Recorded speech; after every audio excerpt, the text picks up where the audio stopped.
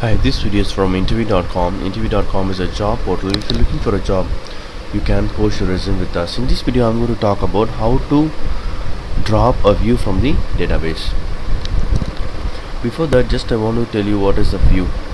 Say for example, you have a table, master table, say employee table, with the employee ID, last name, first name, address, city, and salary.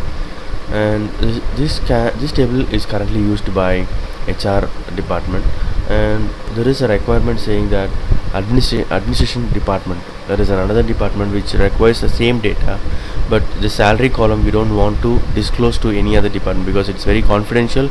I don't want to disclose this salary column to anyone. So what I can do is I can create a view. I can give access to any other department to this view.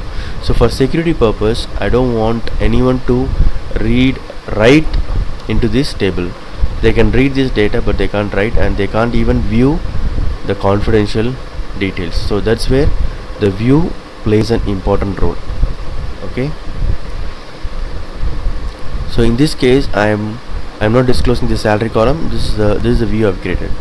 So currently, if you see, I've created a view. Okay, so this is the view, but there is no salary column. This is just a employee records. We have 10 employee records.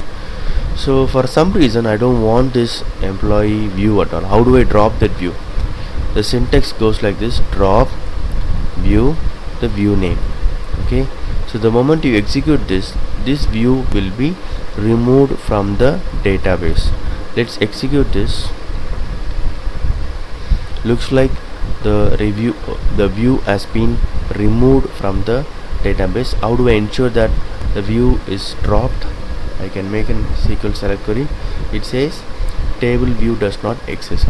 So this is how you can remove a view from the database. Hope this video is useful. Thank you and all the best.